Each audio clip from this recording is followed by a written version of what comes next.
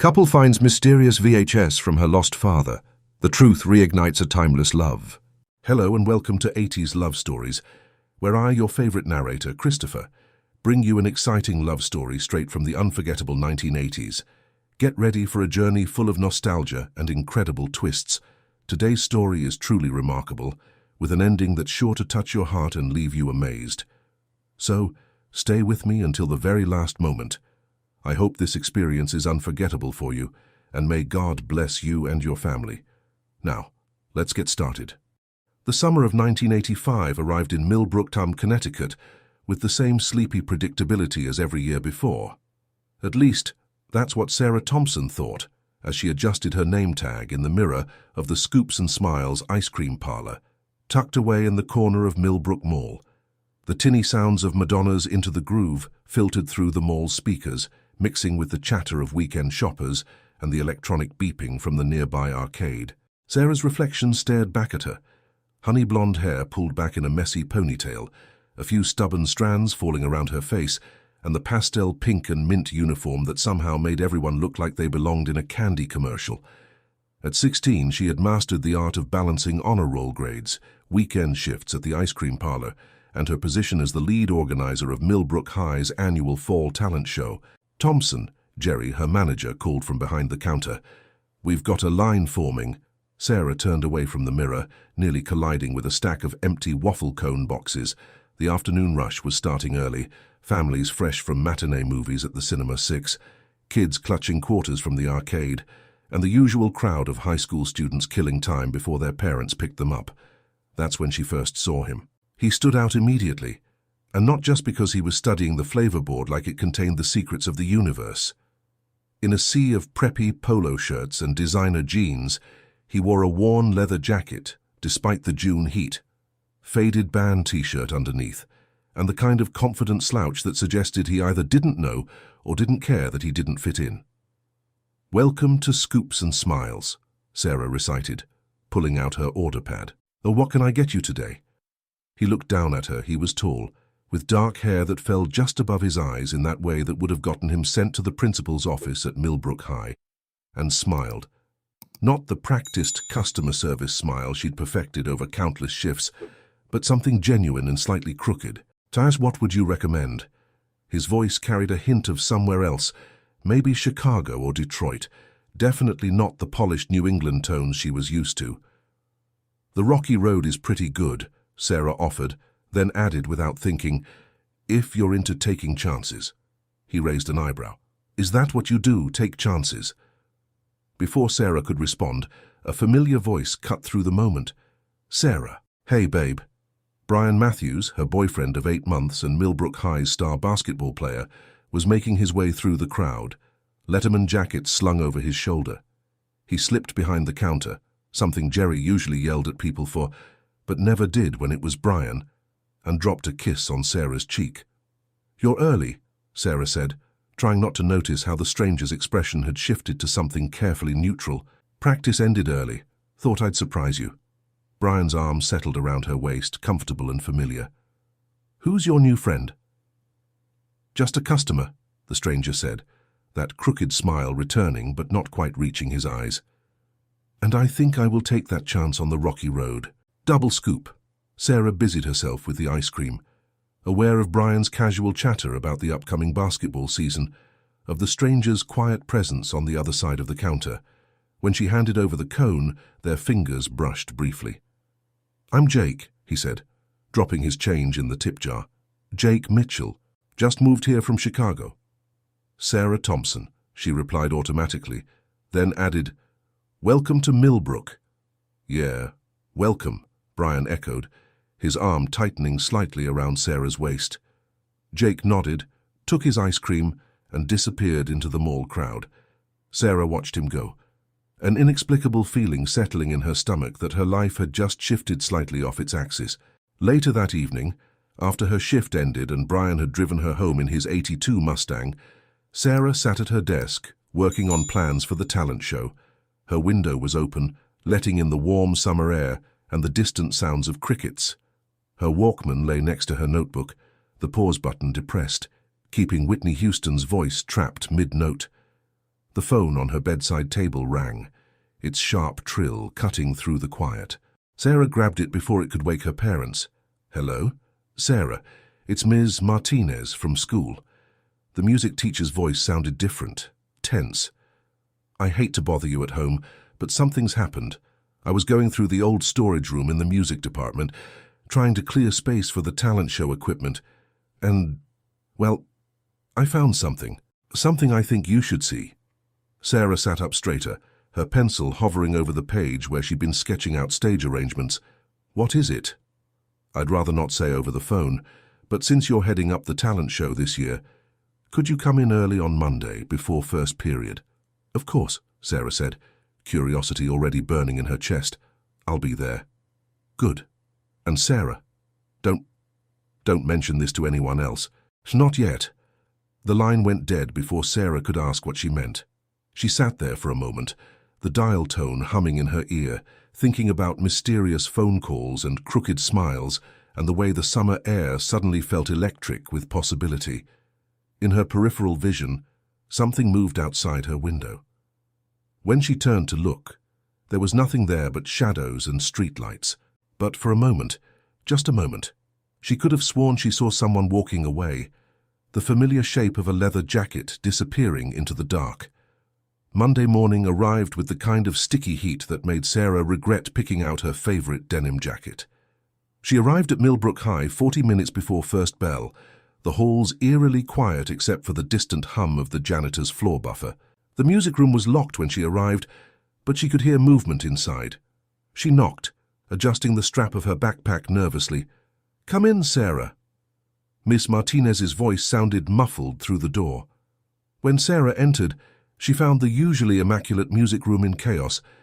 Boxes were scattered everywhere, their contents spilling onto the floor, old sheet music, broken instrument parts, and what looked like decades of accumulated musical debris. Ms. Martinez stood by her desk, holding what looked like an old shoebox. Her usually perfect bob was slightly disheveled, as if she'd been running her hands through it all morning.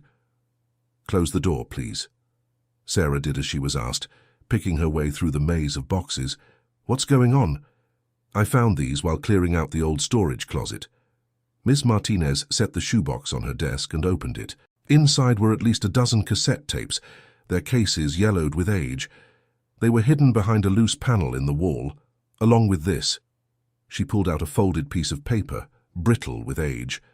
Sarah took it carefully, unfolding it to reveal a concert program from 1965. "The annual Millbrook High School Spring Concert," she read aloud.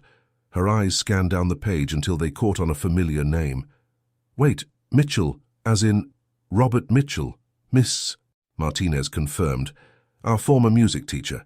And yes, I believe he's related to your new classmate." Sarah's mind flashed to Jake's crooked smile in the ice cream shop. What happened to him? Robert Mitchell. Ms. Martinez's expression tightened.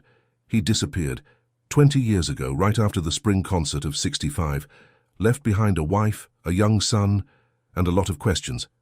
She picked up one of the tapes. "I've listened to a few of these. Well, you should hear for yourself." She walked over to the old boombox on her desk and slipped in the tape. For a moment, there was only static. Then music filled the room. A haunting piano piece Sarah didn't recognize, played with the kind of passion that made her skin prickle.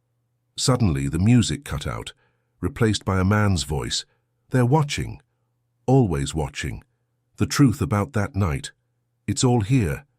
In the music. If anyone finds these—" The tape cut off abruptly. Ms. Martinez ejected it with trembling fingers. "They're all like this. Music. Then cryptic messages. Some of them sound scared." Before Sarah could respond, a knock at the door made them both jump. Jake Mitchell stood in the doorway, leather jacket traded for a faded Clash t-shirt, looking somehow both out of place and perfectly at home among the musical chaos. "Sorry," he said, though his eyes were fixed on the tape in Miss Martinez's hand. "Office said I should come see you about joining band class."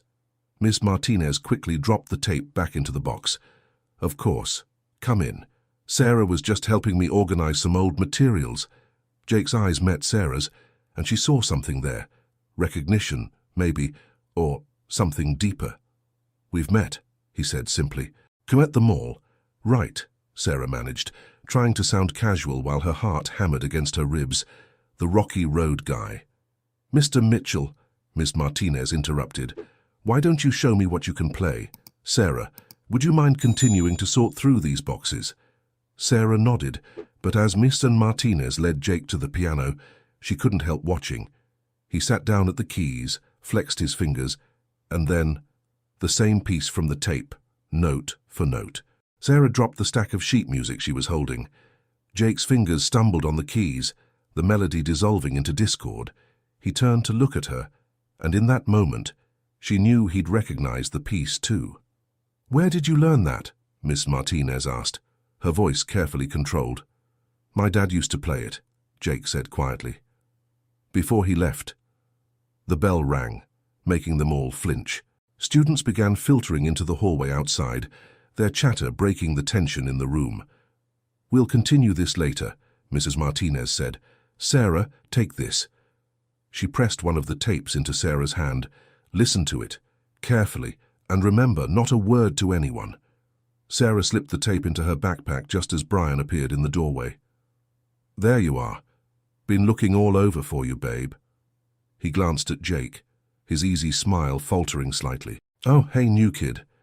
We were just discussing the talent show," Sarah said quickly. "Jake might perform." "Really?" Brian's arms slid around her waist, that familiar, possessive gesture. "Didn't know you were into that kind of thing." "There's a lot you don't know about me," Jake replied, shouldering his backpack. He looked at Sarah one last time, and she could have sworn he winked. "See you at rehearsal, Thompson." Later that day, during her free period, Sarah sat in the library's audio room with her Walkman. She'd told the librarian she was studying French pronunciation, but instead, she slipped in the tape Miss Martinez had given her. Through the headphones came another piano piece, different from the first, but with the same haunting quality. Then a voice, Robert Mitchell's voice. The competition. It wasn't supposed to end that way. They made their choice, but the truth is in the melody. Count the measures, follow the key changes. Emily, if you find this... Static consumed the rest of the message. Sarah rewound, played it again. On her notepad, she began writing down everything she could remember about the music, the message, trying to find patterns. She was so absorbed that she didn't notice someone had entered the audio room until a shadow fell across her notes. She looked up to find Jake standing there, holding a piece of paper. "Found this in my locker," he said quietly, setting it down in front of her. It was a note, written in careful block letters. "Some secrets should stay buried. Stop looking." Sarah felt a chill despite the warm June air coming through the library's open windows. "Jake," she whispered, "what really happened to your father?" He glanced at the door, then leaned in close, so close she could smell leather and something else, maybe sandalwood.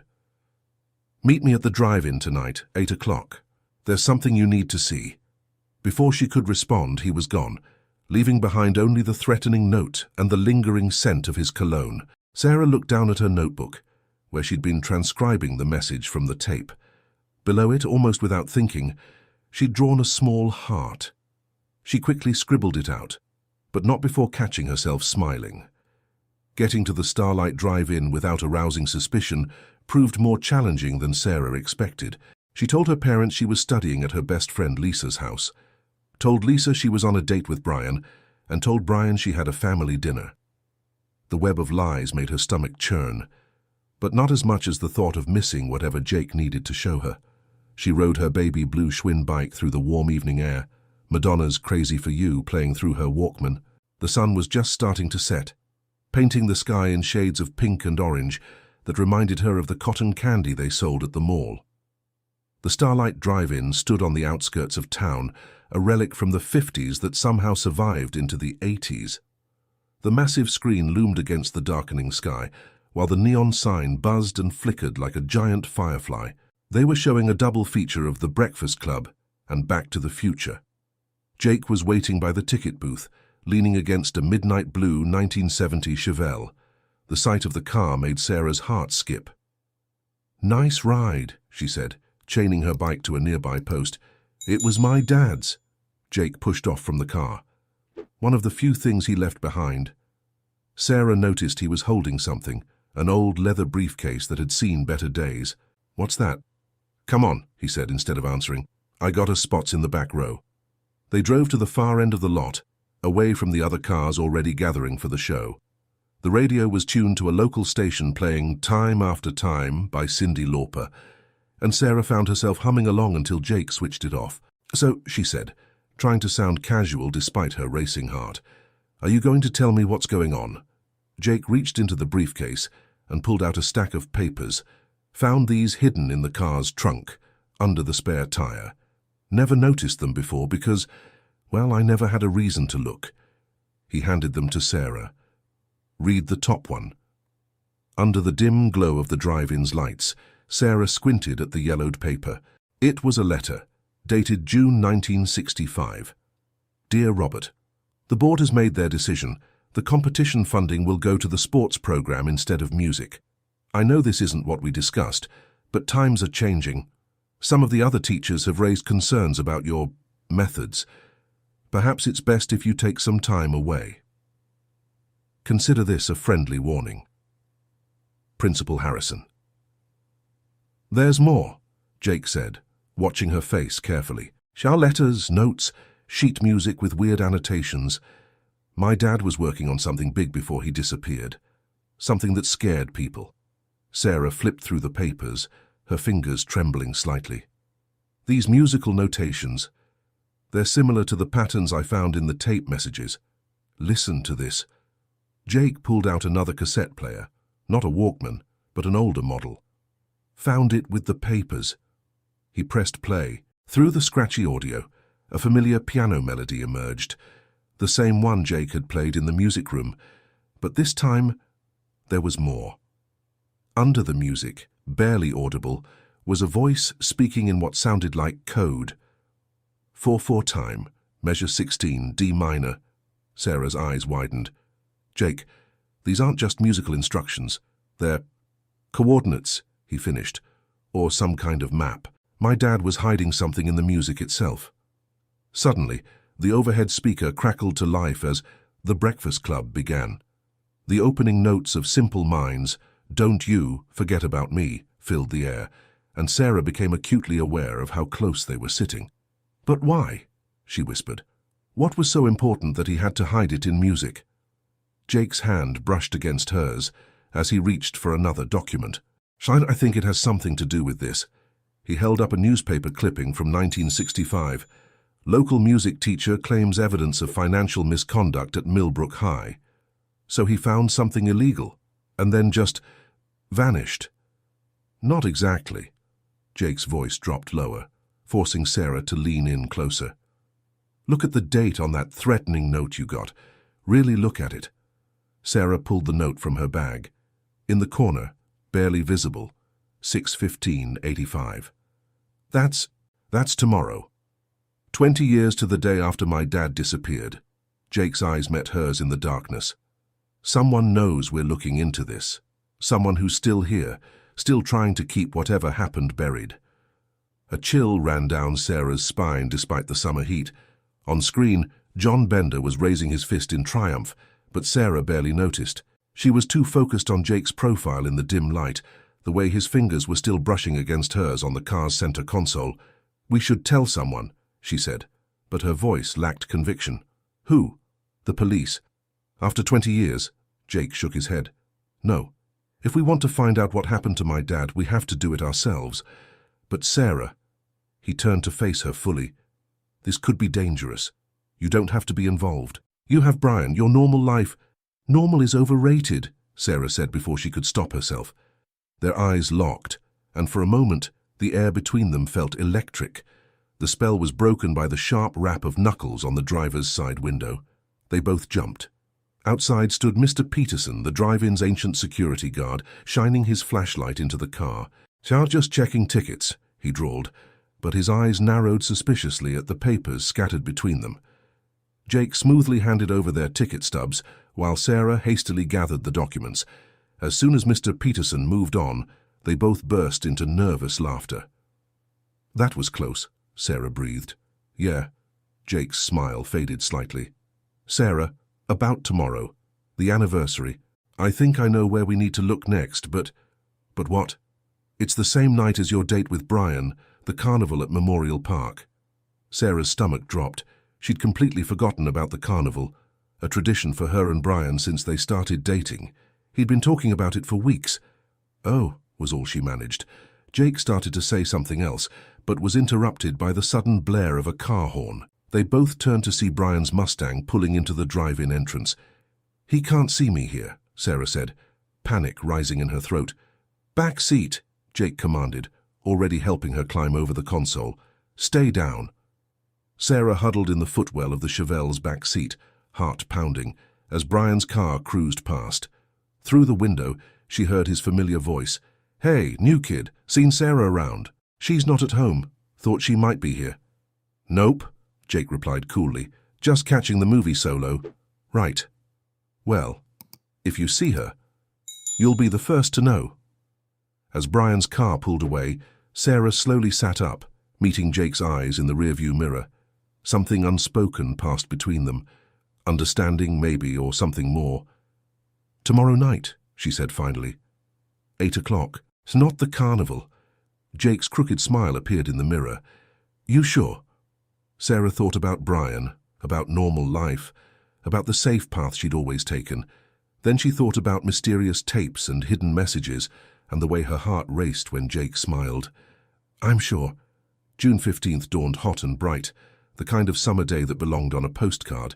Sarah spent the morning at work, mechanically scooping ice cream while her mind raced with thoughts of codes, hidden messages, and a certain midnight blue Chevelle. Her Walkman sat next to the register, playing the mysterious tape on repeat during every break. She'd started noticing patterns, certain chord progressions that seemed deliberate, key changes that didn't quite fit the melody. On her break, she scribbled notes on the back of receipt paper. D minor, basement, 4/4 time, measure 16, locker number. B flat sustained, library. Earth to Sarah. She jumped, quickly hiding her notes as Lisa slid behind the counter. Her best friend was wearing her favorite Madonna-inspired outfit, complete with lace gloves and cross earrings. "Brian's looking for you everywhere," Lisa said, stealing a maraschino cherry from the sundae toppings. "He's super excited about tonight. Says he has some big surprise planned at the carnival." Guilt twisted in Sarah's stomach. "Lisa." "Don't Lisa me." Her friend's eyes narrowed. "I know that look. What are you planning?" Before Sarah could respond, the mall's PA system crackled to life with an announcement about the carnival's opening night specials. Through the glass storefront, she could see the party supply store across the way putting up carnival-themed decorations. "I can't go tonight," Sarah finally said. "What? But you and Brian always—" "It's complicated." "Does this have anything to do with the new kid?" Lisa lowered her voice. "I've seen the way you look at him in English class, and the way he looks at you." "It's not like that," Sarah protested, but her cheeks felt warm. "We're just, working on something together." "Uh-huh." Lisa popped another cherry in her mouth.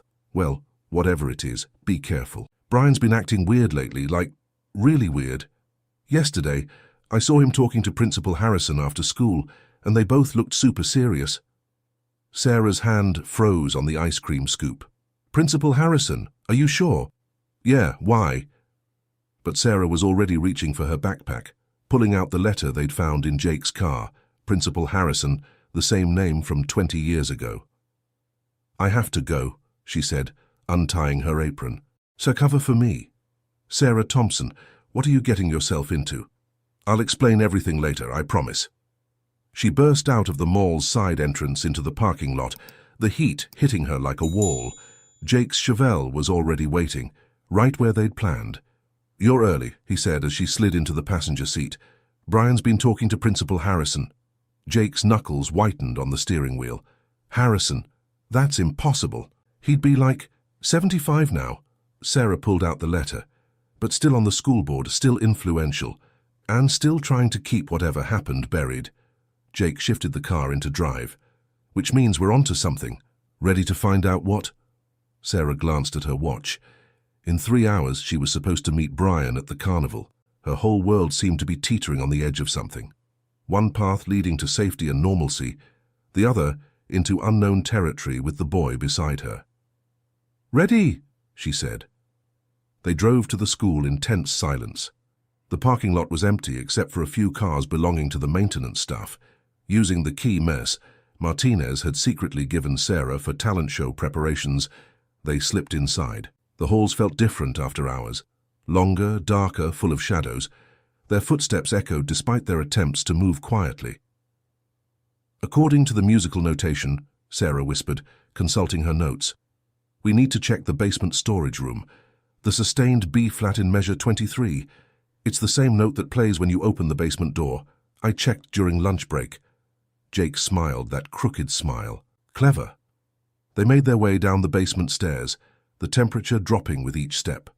The storage room was cluttered with decades of accumulated school supplies, old equipment, and dusty filing cabinets. "Look for anything from 1965, Jake said, pulling out a flashlight. They searched in methodical silence, the beam of Jake's flashlight dancing across faded boxes and forgotten trophies. Sarah was about to suggest they try somewhere else when she noticed something odd about one of the filing cabinets. "Jake," she called softly. "This cabinet, it's not against the wall like the others." Together, they managed to pull it forward. Behind it was a small door, barely noticeable in the dim light. "No way," Jake breathed. The door was locked, but the key from the musical notation, the one they'd found hidden in the piano bench that morning, fit perfectly. Inside was a small space, just big enough for a few boxes of documents. "These are financial records," Sarah said, flipping through the yellowed pages, "from 1965 and, oh my God." "What?" "These numbers don't match. The official records showed all the music program funding going to sports. But according to these, someone was embezzling money, a lot of money, and using the music program as cover." Jake was reading over her shoulder. "Harrison. He was stealing from the school. And your dad found out." Suddenly, a door slammed somewhere upstairs. They froze, listening to footsteps moving across the floor above them. "We need to go," Jake whispered. "Now." They shoved the documents into Sarah's backpack and hurried toward the stairs. But as they reached the top, a familiar voice stopped them cold. "Sarah." Brian stood in the hallway, still wearing his Letterman jacket despite the heat.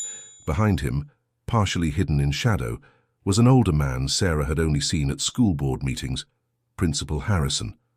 "What are you doing here?" Brian's voice was strange, tight. "To the carnival."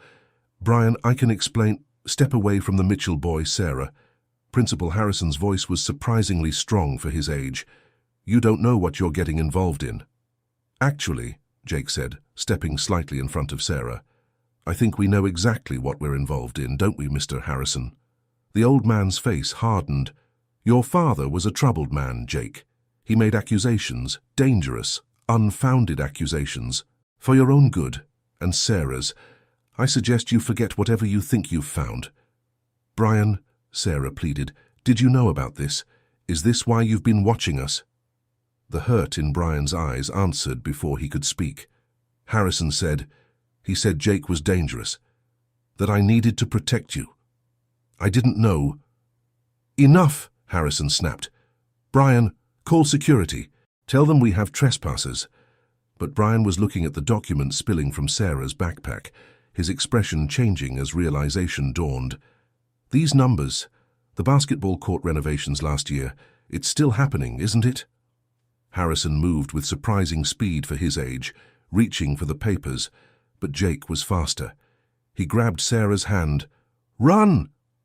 They burst through the side door into the warm evening air, the sound of pursuit behind them.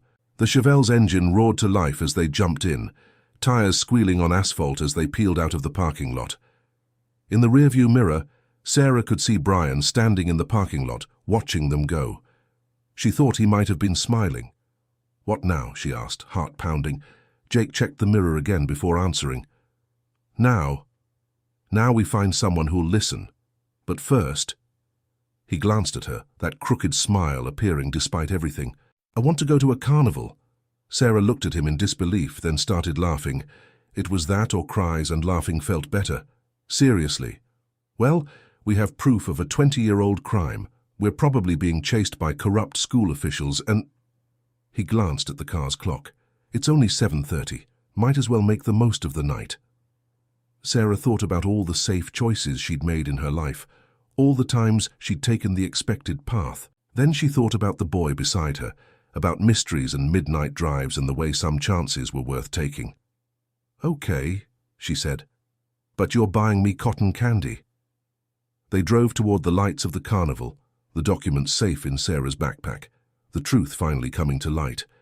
And if their hands found each other across the center console, well, that was just another mystery worth solving. Memorial Park had transformed into a wonderland of neon lights and electric music. The Ferris wheel spun lazy circles against the darkening sky, while the Eurythmics' "Would I Lie to You" competed with carousel music and the screams from the tilt-a-whirl. Jake parked the Chevelle a block away, hidden behind Thompson's hardware store. "We should blend in with the crowd," he said, scanning the street, "but keep the documents close." Sarah clutched her backpack tighter as they walked toward the carnival entrance. The irony wasn't lost on her. She was supposed to be here with Brian, probably sharing a funnel cake and planning their summer together. Instead, she was hiding from corrupt school officials with a boy who made her heart race for entirely different reasons. "2 tickets," Jake said at the booth, pulling out his wallet. "Jake Mitchell," the ticket seller, Mr. Peterson from the drive-in, squinted at them. "And Sarah Thompson. Interesting." Sarah's stomach dropped. "Is there a problem?" "No problem." Mr. Peterson tore off their tickets with deliberate slowness. "Just surprised to see you here together, especially since that nice Brian boy was looking for you earlier." They hurried through the entrance, the sound of REO Speedwagon's "Can't Fight This Feeling" drifting from the nearby speakers. "Everyone in this town knows everything," Jake muttered. "Small town charm," Sarah said dryly. "Come on. I know somewhere we can talk." She led him to the old photo booth tucked behind the ring toss. It had been there since the 50s, somehow surviving every attempt to modernize the carnival. The curtain was faded, but it offered privacy. They squeezed inside, knees touching in the tight space. Sarah pulled out the documents, spreading them across their laps. "We need to make copies," she whispered, "in case something happens to these. The Xerox place at the mall closes in an hour. But," Sarah smiled, "I know somewhere better. The newspaper office downtown. Lisa's mom works there, and she always leaves the back door unlocked for the cleaning crew." Jake's crooked smile appeared. "Breaking and entering twice in one night? Thompson, you're full of surprises." Before she could respond, voices outside the booth made them both freeze. "Have to be here somewhere." Principal Harrison's voice, "I'll check the Ferris wheel area." That was Brian. Sarah and Jake held their breath as footsteps passed the booth. When they faded, Jake peeked out the curtain. "Coast is clear, but we need to move." They slipped out of the booth into a crowd of teenagers heading toward the Gravitron. Sarah caught snippets of their conversation, something about the new Tears for Fears album, plans to see The Goonies at Cinema 6, normal teenage concerns, a normal summer night. "This way," Sarah said, leading Jake toward the carnival's back exit. But as they rounded the corner past the cotton candy stand, they nearly collided with Miss Martinez. "Sarah! Jake!" Their music teacher's eyes widened, then darted around nervously. "I've been looking everywhere for you. Harrison called an emergency school board meeting for tomorrow morning. He's saying he found evidence that someone's been tampering with school records. He's trying to get ahead of the story," Jake realized. "Cover his tracks before we can expose him." Ms. Martinez nodded. "Be careful. Harrison has friends in high places, the same friends who—" She swallowed hard. "Who helped hide what happened to your father, Jake." A commotion near the Ferris wheel drew their attention. Brian's voice carried over the crowd. "Check the back exit." "Go," Ms. Martinez said. "I'll distract them." They ran, dodging through groups of carnival goers, past the ring toss where Sarah had won a stuffed bear on her first date with Brian, past the hot dog stand where she'd spent countless summer nights with friends. They were almost to the exit when Sarah spotted a familiar Letterman jacket ahead. She pulled Jake behind the fortune teller's tent, just as Brian walked past. They were pressed close together in the shadows, Sarah's back against the tent pole, Jake's hands on either side of her shoulders. The carnival lights played across his face, and Sarah found herself thinking about all the romance movies she'd watched, where the heroine had to choose between the safe choice and the one that made her pulse race. "Sarah," Jake whispered, so close she could feel his breath. "I'm sorry I got you involved in all this. I'm not." The words came out before she could stop them. He looked at her then, really looked at her, and for a moment the carnival faded away. The lights, the music, the danger. There was just this boy, this moment, this feeling, like standing on the edge of something huge. A voice from inside the fortune-teller's tent broke the spell. "I see danger, and romance, and a choice that must be made under the summer stars." They both stifled nervous laughter. "Come on," Sarah said, taking Jake's hand. "I know another way out." They crept along the back of the tents until they reached a gap in the fence. The same gap Sarah and her friends had used to sneak into the carnival back in freshman year. They squeezed through just as shouts erupted behind them. The Chevelle was waiting, a chrome-trimmed sanctuary in the growing darkness. As they sped toward downtown, Sarah looked back at the carnival's fading lights and thought about choices, about safe paths and dangerous ones, about the way some moments changed everything. "You okay?" Jake asked, glancing at her. Sarah realized she was still holding his hand across the center console. She should let go. She didn't. "Yeah," she said. "I think I am." The newspaper office was dark when they pulled up, but a light burned in the back room, the copy room. Through the window, they could see the massive Xerox machine that printed the town's weekly paper. "Ready?" Jake asked. Sarah looked at their joined hands, then at the boy who'd turned her world upside down in the best possible way. "Ready." As they approached the back door, Sarah couldn't help humming along with the song still playing in her head from the carnival. "Can't fight this feeling anymore." Jake's crooked smile told her he recognized the tune. Some feelings, Sarah was learning, weren't meant to be fought at all. The back door of the Millbrook Gazette opened with a gentle creak. The office smelled like paper and coffee, illuminated only by the green exit signs and the glow of Lisa's mom's desk lamp, left on out of habit. "The copier's this way," Sarah whispered, leading Jake through the maze of desks. Her heart was pounding, but not just from the break-in. His hand was still in hers, warm and steady. The copy room hummed with the sound of the massive Xerox machine in standby mode. Sarah pulled out the documents and started arranging them on the glass. "We should make multiple copies," Jake said, keeping watch by the door. "Hide them in different places." The copier came to life with a whir, green light scanning back and forth. Sarah watched as Principal Harrison's decades of deception emerged on fresh paper, clear as day. "My dad tried to expose this," Jake said quietly. "All those years ago, and they made him disappear." "Jake," Sarah turned to face him, "what exactly happened to your dad?" He was silent for a moment, watching the copier light move. "Mom always said he just left, couldn't handle the pressure of family life, needed to find himself, all that typical 60s stuff. But I found letters. He wrote to her, trying to explain something big was happening at the school, something dangerous. Then the letters just stopped." The copier finished its cycle with a soft ding. Sarah gathered the copies, but as she turned to start another batch, Jake caught her arm. "Wait," he said. "Listen." Through the quiet office came the sound of cars pulling up outside, doors slamming, voices. "Harrison must have figured out where we'd go," Sarah whispered. She quickly shoved the original documents and copies into her backpack. "Back door's out," Jake said, peeking through the blinds. "They've got it covered." Sarah's mind raced. The fire escape, through the editor's office. They moved quietly through the darkened office, past desks cluttered with half-written stories and coffee-stained manuscripts. Sarah could hear footsteps on the stairs now, getting closer.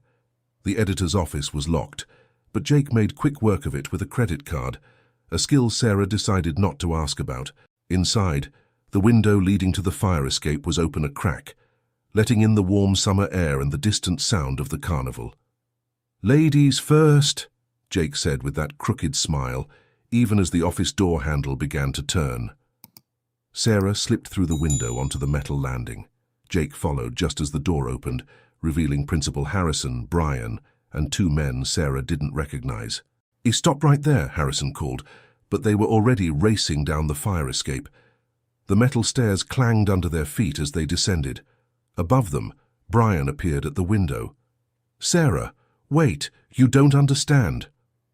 But she did understand. She understood about choices and consequences, about standing up for what's right, about the difference between safe and true. They reached the alley behind the newspaper office, but Jake's car was blocked in by Harrison's Lincoln Continental and another unfamiliar vehicle. "This way," Sarah said, pulling Jake toward Main Street. "I have an idea." They ran past darkened storefronts, past Thompson's Hardware, where Sarah had bought her first bike lock, past Miller's Diner, where she and Brian had shared countless milkshakes, past the record store, where she'd spent her allowance on Madonna albums. The sound of pursuit echoed off the buildings, but Sarah knew these streets like she knew her own heartbeat. She led Jake down an alley, through the back lot of the bowling alley, and finally to their destination, Wheels and Deal's skateboard shop. "Sarah, what?" She pulled a key from her pocket. "I teach skateboarding to kids here on weekends." Inside, rows of skateboards lined the walls. Sarah grabbed two, handing one to Jake. "You're kidding. Got a better idea?" A slow smile spread across his face. "You really are full of surprises, Thompson." They burst out the front door onto Main Street, just as their pursuers rounded the corner. Sarah had never seen Principal Harrison look so surprised as when she and Jake sailed past on skateboards, the warm night air whipping through their hair. "The school!" Sarah called over the sound of wheels on pavement. "We can cut through the gym." They carved down the gentle hill of Main Street, picking up speed. Behind them, car engines roared to life. "Have you ever done this before?" Sarah asked, noticing Jake's slightly wobbly stance. "Nope," he laughed, the sound pure joy despite everything, but there's a first time for everything. They reached the school parking lot just as Harrison's Lincoln turned onto the street. Sarah led them around to the gym's side entrance, always left unlocked for early morning basketball practice. Inside, the gym was dark and echoing. Their skateboards clattered to a stop on the polished floor. "Quick," Sarah said, "through the locker rooms. We can—" But Jake wasn't moving. He was staring at her with an intensity that made her breath catch. "Sarah," he said, taking a step closer, "if we get caught—" "We won't. But if we do, I need you to know something." He took another step. "These past few days, they've been the most alive I've felt since ever." The gym doors burst open with a bang. Light flooded in from the parking lot, silhouetting their pursuers. But Jake and Sarah didn't run. They stood there in the middle of the basketball court, breathless and electric, as footsteps echoed across the hardwood. "I need you to know something too," Sarah said quietly. And then she did what she'd wanted to do since that first day at the ice cream shop. She grabbed the front of Jake's leather jacket, pulled him close, and kissed him. The world dissolved. The danger, the pursuit, everything, except the feeling of his lips on hers and the way his hands came up to cup her face so gently, like she was something precious. When they broke apart, reality came rushing back. Harrison and his men were almost upon them, but Sarah didn't feel afraid anymore. She took Jake's hand. Together. His crooked smile was answer enough. They ran for the locker room door, leaving their skateboards behind like breadcrumbs in a fairy tale. But this was no fairy tale. This was better. This was real. As they burst through the door into the warm night air, Sarah thought she heard Brian's voice behind them. Let them go. But maybe that was just wishful thinking, lost in the sound of their footsteps and beating hearts as they ran toward whatever came next, hand in hand. They ran until their lungs burned, finally stopping in the shadow of the water tower that overlooked Millbrook. The town spread out below them like a constellation of streetlights and neon signs. In the distance, the carnival Ferris wheel still turned, its lights a kaleidoscope against the night sky. "We need to end this," Jake said, catching his breath, "before anyone else disappears." Sarah pulled out the documents and copies from her backpack. "The school board meeting is at 8 a.m. If we can get these to the right people before then—" "Wait." Jake reached into his jacket pocket and pulled out something Sarah hadn't seen before, another tape. "Found this in the car this morning. It's dated the night my dad disappeared." Sarah's hand trembled as she took the tape. In the moonlight, she could make out the label, The Truth, 6/15/65. "We need a tape player." Jake's eyes lit up. The radio station, WML, Millbrook's local radio station, operated out of a small building near the high school. Sarah's cousin Tommy worked the night shift, playing soft rock for insomniacs and truckers passing through town. They approached the building cautiously, but there were no signs of Harrison or his men. Through the window they could see Tommy nodding along to Time After Time in the DJ booth. Sarah knocked on the door. Tommy's surprised face appeared, then broke into a grin as he let them in. "Sarah, what are you doing here at this hour, and who's—" "Tommy, I need a huge favor," Sarah cut in. "Now can we use your equipment to play a tape?" Maybe it was the urgency in her voice, or maybe Tommy just had a soft spot for late-night rebellion. But he didn't ask questions. He led them into the booth, where the wall of audio equipment hummed with life. 10 minutes, he said. "I've got to play the news report at midnight." Jake handed over the tape with reverent care. Tommy slipped it into the professional deck, adjusted some levels, and pressed play. At first there was only static. Then Robert Mitchell's voice filled the room. "If you're hearing this, something has happened to me. Harrison and the board members, they've been embezzling funds for years, not just from the music program, but from every department.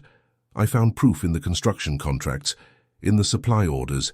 They're building their own fortunes on the future of our children. But it's worse than that. When I confronted Harrison, he told me about others who had discovered the truth. Teachers, administrators, all gone. Transferred, or resigned, or just disappeared. To whoever finds this, the proof is in the music. Every piece I recorded contains part of the puzzle. Account numbers, dates, names. I couldn't leave it all in one place. They were watching too closely. Emily, if you're hearing this, I'm sorry. Jake, son, I didn't abandon you. I did this to protect you. The key to everything is in the tape cut off in a burst of static. "The last concert," Sarah whispered. "The spring concert program we found. It wasn't just a program. It was a key to decoding all the other tapes." Jake's face was pale in the blue light of the audio meters. He didn't leave us. He was trying to protect us. Suddenly, Tommy's police scanner crackled to life. "All units, suspicious activity reported at WMIL radio station." "They're coming," Sarah said. "Tommy, we need one more favor." 5 minutes later, Harrison and his men burst into the radio station, but the booth was empty. The tape deck was still warm, but the tape was gone. What they didn't know was that while they were searching the station, Sarah and Jake were racing toward the school in the Chevelle. And what they couldn't have known was that Tommy had patched the tape's contents directly into the station's broadcast signal. All across Millbrook, in homes and cars and the few businesses still open at midnight, Robert Mitchell's voice told his story. The truth, hidden for 20 years, spilled out over the airwaves like a long-held breath finally released. They pulled into the school parking lot just as another car's headlights swept across the entrance. Sarah tensed, but then recognized Brian stepping out of his Mustang. "I heard the broadcast," he said simply. "The whole town heard it." He looked at Sarah, then at Jake. "I called the state police. They're on their way." Before anyone could respond, more headlights appeared. Harrison's Lincoln pulled up, followed by several other cars. The old principal stepped out, his face twisted with fury. "Do you have any idea what you've done?" he snarled. "We found the truth," Jake said, standing tall, "just like my father did. Your father was a fool who didn't understand the natural order of things. This town, this school, we built it. We deserved—" He was cut off by the sound of sirens. Red and blue lights painted the parking lot as state police cars surrounded them. What happened next was a blur of badges and handcuffs, of official statements and evidence collected. Sarah watched as Harrison and his conspirators were led away, their decades of corruption finally exposed. Ms. Martinez appeared sometime during the chaos, tears in her eyes as she hugged them both. "Robert would be so proud," she whispered to Jake.